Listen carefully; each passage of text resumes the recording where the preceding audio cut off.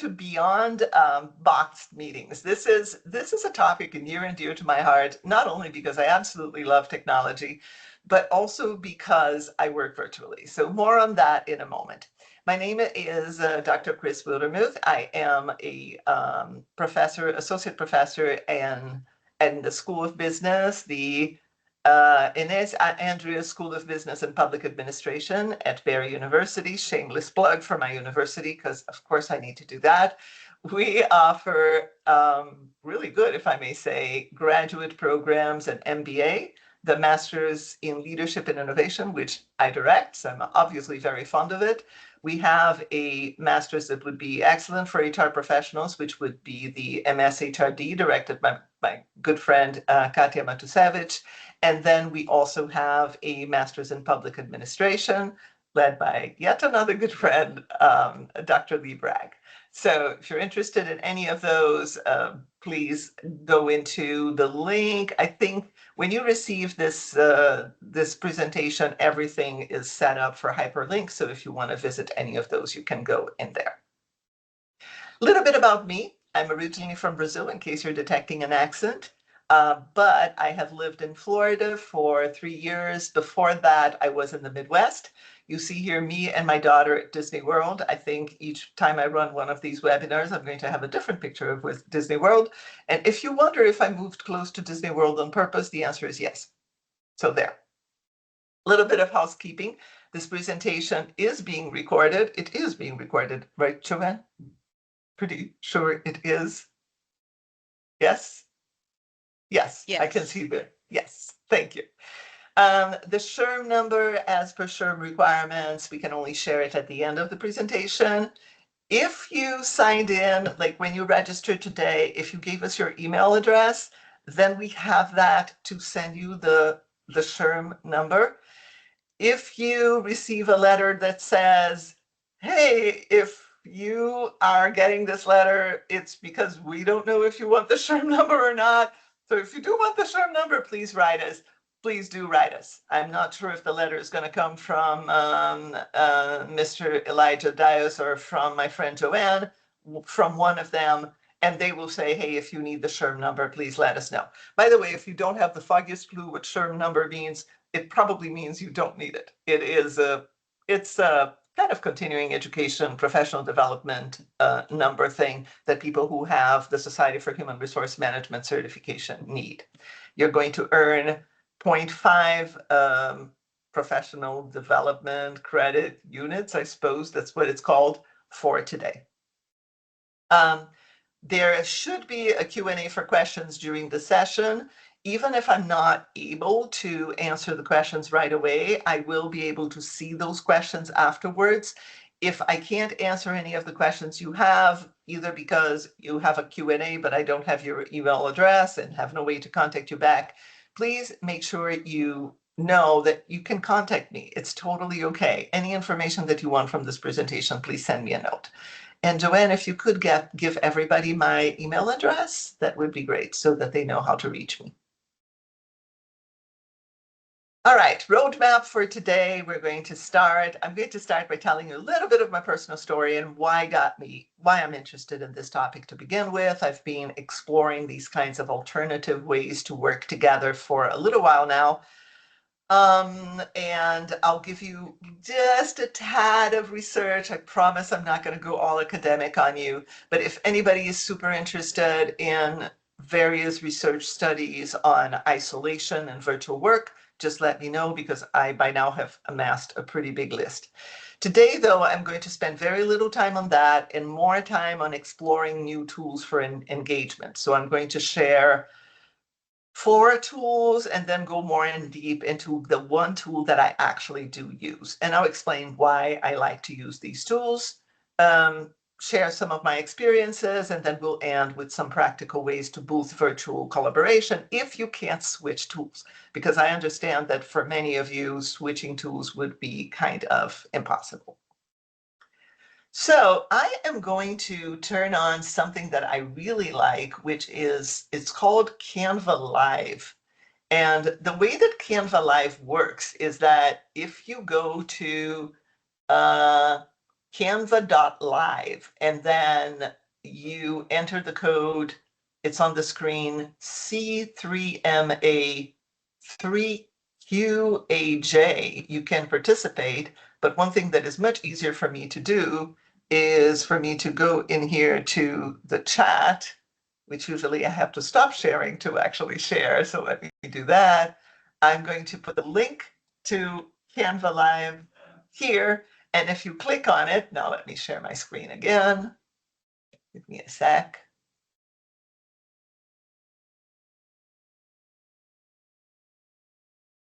Okay. And by now the whole thing froze on me and I can't back in there. Give me just a second, guys, to solve this problem. Okay, now we go again. Yay. All right. So now if you click that link, or if you go to, if you go to the link I gave you, or if you go to canva.live on your phone, C3MA3QAJ, you can participate. So I can see here that I have 13 people live. So my question is, could you give me one word to represent your experiences with virtual work? And they can have been, and by the way, I'm not going to be too orthodox. So if you want to give me 2 to 3 words, it's fine. This is not a word cloud, so you can really tell me whatever you want. Well, let's wait to see if people can think of that. Fumbling, non-personal. Thank you, Patty. It's how I do my business. Yep, I hear you. Freedom. Oh, okay, that's a positive one. Flexibility, efficient. So it's interesting because by now I'm seeing a lot of positive words for it. But then somebody here said lonely, which of course is one of the things we're going to be talking about. Distributed, that's pretty interesting. I'm kind of interested in whoever said distributed, what do you mean by that? If you could just write it down, and I don't care how many words. I'm also really interested in the person who said fumbling. Could you explain that more? I'm very curious as to what you mean by fumbling. You could write it down. Just give, 30 seconds or so for those people to answer, and then we'll just move on. Satisfied with living life according to my values, okay? And Pat is saying that it gives you opportunities. And the interesting thing about online work or working virtually is that it's probably all of those things. It can give you opportunities. For example, for me, it gives me the opportunity to live where I want to live and still work for the university that I want to work for. It gives my students, who are all working adults, the opportunity to attend class, sometimes even live, because my students have the option to do that. So they have the professor in front of them. They can get to go to break rooms, they can participate, they can do group work, but they don't need to drive and face traffic and take sometimes 2 hours out of their day just to drive to and from the class. So there are lots of advantages in there. However, it can be lonely. And now the colleague who said fumbling said, quite new to using the functions and not feeling so very competent in using the range of features. And by the way, that is something that I did see in the research, is that comfort with the technology that is being used is a pretty big deal in terms of making people not feel very comfortable with it. Very interesting what a colleague just posted. As a person with PTSD, it helps not having the drive. So now we're talking about a way in which virtual work can also see work as either a reasonable accommodation if it's individual, or what I like even more, universal design, which allows pretty much anybody to use whatever they need. Okay, thank you for that. And let me move on to the next slide. So here is my story. Moved to Florida 3 years ago. First, I went to Melbourne, beautiful beach over there. So that is in Melbourne. I moved from Des Moines, Iowa to Florida, which was quite a big deal. And in Des Moines, Iowa, I worked in a very traditional situation. I had an office. Des Moines, Iowa traffic is not too bad, so I actually did go to the office every day. There were colleagues next to me to the other side. I got to talk to them. I got to have those impromptu, hey, can you have a coffee? Or hey, my friend who works next door to me, would you like to go to the cafeteria and grab lunch? So there was a lot of impromptu interaction. Once I moved to Florida to work for Barry University, at first I was in Melbourne where I had a few colleagues and I developed some very warm relationships with these colleagues doing exactly the same thing. Let's go have lunch. Let's order pizza. Let's eat in the cafeteria together, that kind of thing. And then we went totally online. We all went to live in different places. I'm now in Kissimmee.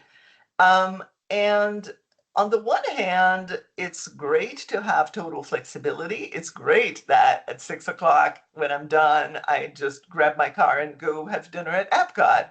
Like, it's great to have that kind of flexibility. But do I feel lonely? Yeah, I feel lonely pretty often. So that is what really got me interested in thinking about. Thank you, Patty, about saying that Drake misses you. I miss you guys very much too. That got me interested in thinking about isolation and remote work. And I'm just going to give you just a little snippet of some of the research that has been done.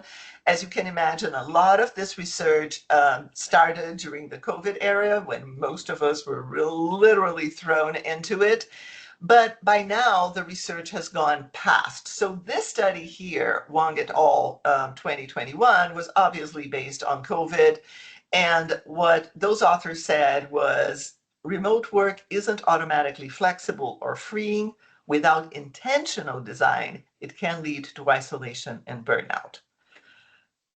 Really interested in that whole part about intentional design. So I would imagine many of my colleagues in here are in HR, just the nature of where I disseminated this particular invitation to the webinar. Could you raise your hand if you are in HR? And Joanne, could you just unmute yourself and let me know if people are raising their hands? And I can see, actually, I can see it from my end. What do you see there, Joanne? I only see initials. Yeah, One, I don't need. 2, 3, 4, 5, 5, Yep, I 6, quite a few. 7, quite a 8, few. 9, 10, quite a few. Yeah, thank you. I'm seeing them over here now. Okay, so from an HR perspective, if your employees are working virtually, what are some of the things that you can do? This is not going to be a presentation that will go in depth about that because we don't have enough time. I just wanted to give you a few things to think about and a few tools you can consider.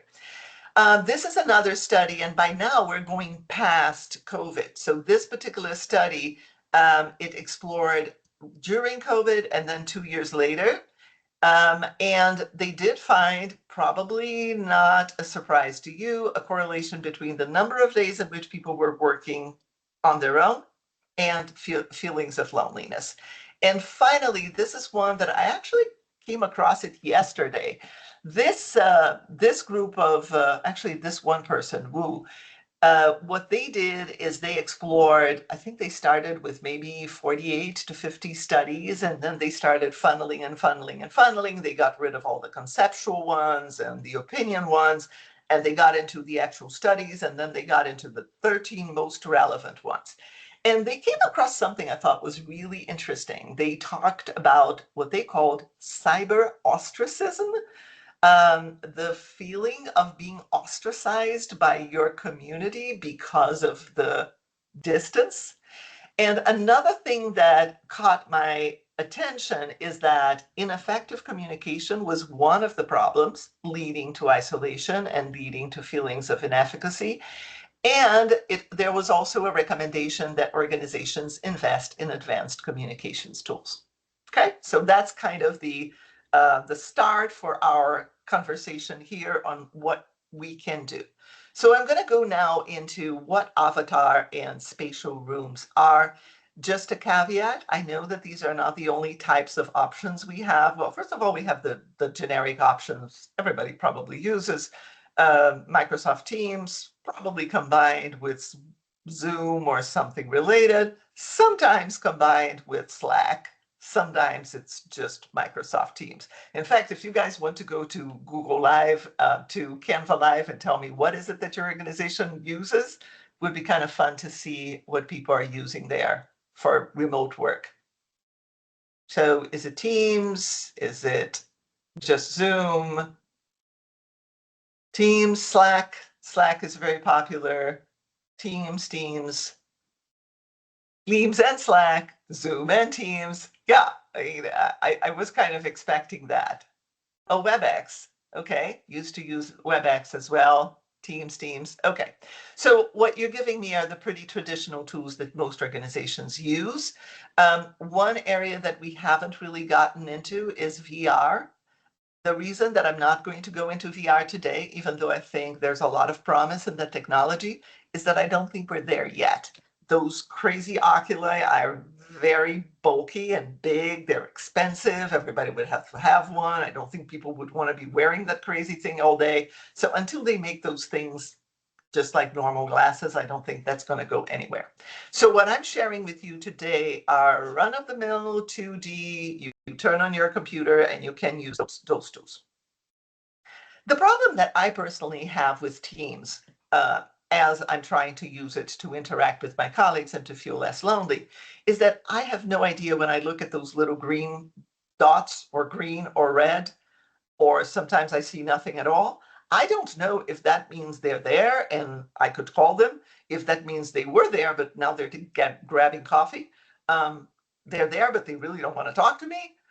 Like I don't know what's happening because the system doesn't tell me. It just tells me if their Outlook calendar says that they're available or not.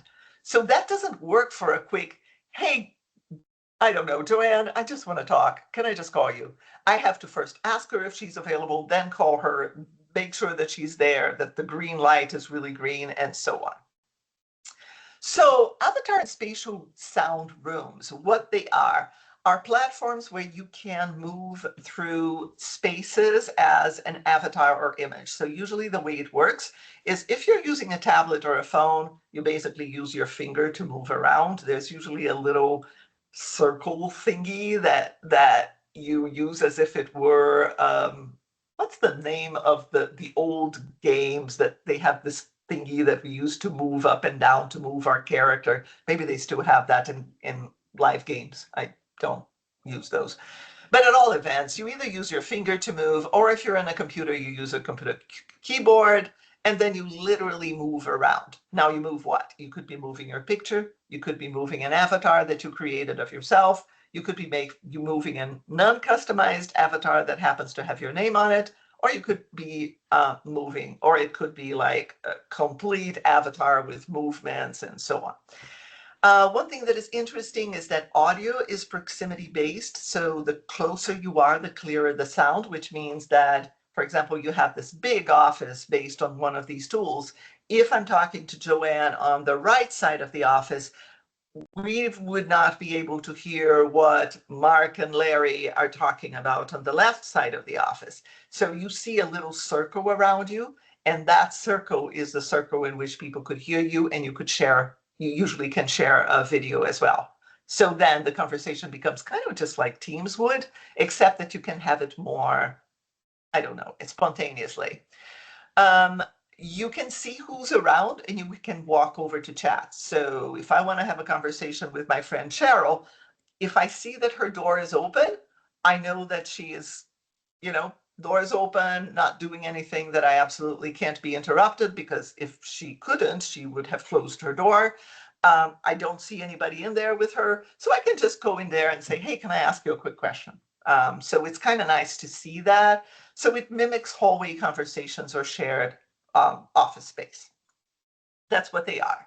This is the first one that I used. It was called Bramble. I used that at Drake. Some of my old Drake students may remember that. I started using that, I think, close to the pandemic. Loved it, customized it. You see here the little guys, they can move around, they can have a conversation, and then you can see the videos right as you're having the conversation. However, Bramble stopped existing, they closed, so I then had to look for new ones. I'm going to very quickly go through three of those and then actually show you the fourth. The reason that I have this one in red is that after investigating the others, I ended up by using this one. Now, a full disclaimer that I want to make right away so as not to have any misunderstandings. I don't make any money out of this. Kumospace is not paying me. I do not have a, what is it, affiliate program, so I don't get absolutely anything if you happen to go to any of these guys, especially Kumospace. What I do though, because I'm a professor and budget is always limited for stuff that I want to use with my students, is I go everywhere, look for the tools that I like the best. And if I do find one that I really like, I can go in there and say, hey, could you give me a free account for me to test this with my students? And in return, I will talk about your tool and share it with Linked HR.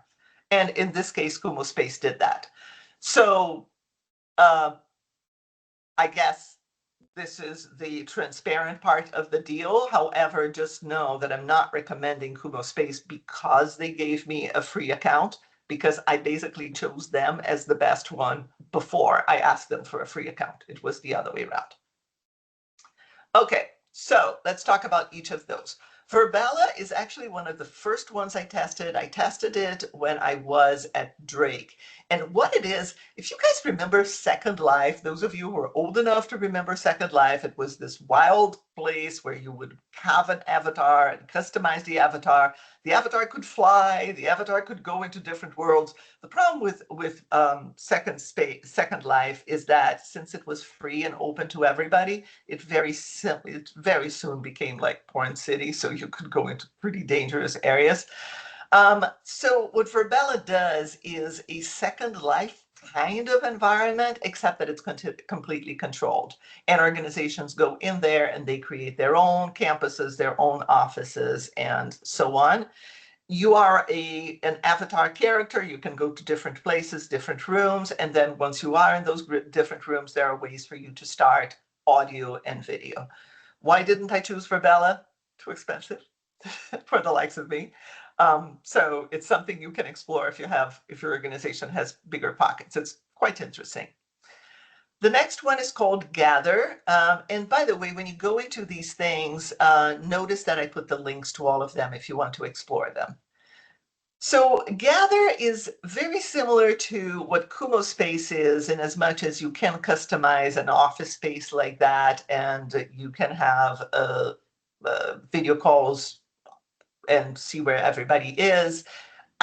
The reason I didn't like Gather is that I wasn't overly fond of the pixelated thing. It's more an issue of style than anything else. Nothing against Gather other than the fact that I didn't like the look, to be quite honest with you.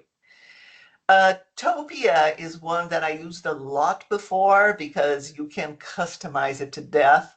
And I even made a hobby out of customizing this thing and including all sorts of, I don't know, images. Just like all the others, once you meet with people, the video shows up, the audio shows up. The reason I didn't choose Topia is that I thought it was a little harder to set up and get it exactly the way I liked it. So I chose this one, which is Kumospace. I don't know that I'm going to have room to actually go in there today. Let me see if I can very quickly stop sharing. And then I'm going to share my Kumospace. So if I'm looking to the side, guys, it's because I'm looking at another monitor right now. So here is my Kumospace. You see how I can make this available. I'm actually in my office. What I tell my students is, hey guys, I have an open office policy. You can come in here, you can talk to me. If I have the door closed, that means it's totally See, it is completely private, and I can only see the students who come in here. If you're thinking, oh my goodness, this is too small, there's no problem because I can make this bigger. So then I could be talking to people on a bigger one. And then you can also customize. These are pictures of my family. This is my dog. And then you can also record. You see the recording here if you want to. And if I make it smaller, you can see my entire world. Here's how I created it. Very, very quick look. You can make this as big as you want. You can customize it like crazy. Let me share again. Nope. Share. Sorry. Share the wrong area. And okay, so that is Kumospace. So some of the criteria that I use and that I would recommend that you use, I'm going to have to do some healthy skipping in here because otherwise I'm not going to get there. But criteria that I considered was cost, how easy it is to set up, the sound and video quality, whether I can share screens and how the sharing screens worked. So in all of those, I tested sharing screens because that's a very important one, and how easy it is to customize. In terms of pros, open door virtual office for my students, in spontaneous interaction, very easy to set up break rooms. The personalization gives a sense of belonging, so I can actually put my pictures, I can see my colleagues' pictures, and pretty interesting applications. You can have conferences, you can have demos, you can have open houses, that kind of thing. Looking at the time, only have 2 more minutes. These are cons that I really wanted you to keep in mind.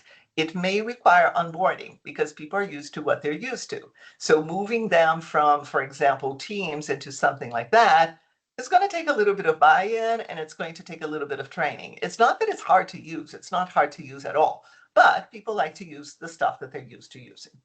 And also the other thing is, say that you work for a bank or some company that is really, really serious. Are they going to look at that and say, oh, this looks cartoonish, I'm really not interested in it?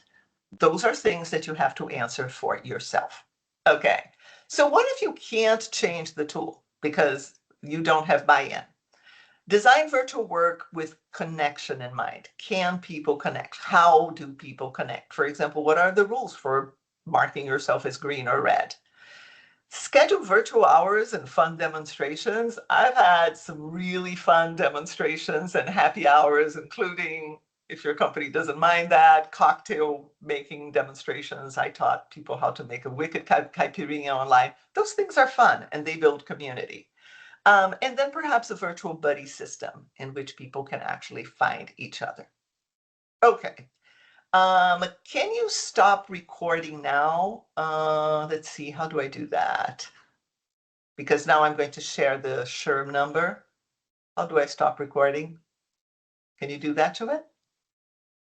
I will try. I shared the SHRM number. Questions. I am not in a hurry, so if there's anybody who wants to stay behind and ask me a question, we can unmute you and allow you to ask the question. Otherwise, if you don't have the time to do that, the webinar is officially over. Thank you so much for coming. You can go. If you want to stay behind and ask me a question, you can. If you like to just send me an email and send me the question that way, you can. Oh, one thing I forgot is to did we give them the link to come visit my site if they want to visit me? So Kumospace? yeah, if you guys want to visit my place and see what it looks like and walk around, you can just click on that link and visit it. Because I created a link so that people can visit me for about 2 weeks or so. All right, that's it. If anybody has a question, I see Laura over there. Laura, do you want me to unmute you? How do I unmute Laura? Allow camera, allow mic. Okay. No, wrong. Wrong one. Around mic. Okay, Laura, do you have a question? Do you prefer to just ask it in the chat? If you prefer, that can work too. I don't know. Is there anybody else who would like to actually ask a live question or put it in the links? Okay, no problem, Laura. All right, hearing none, guys. That's it. Thank you so very much. Thank you so much, Joanne. Appreciate you so much. Appreciate you being here. Guys, do not hesitate to send me a note if you want lists of researches. What was that tool again? What could you tell me about? Whatever. I don't mind. Please do write me. I'm happy to answer your questions. Take care, everybody, and goodbye.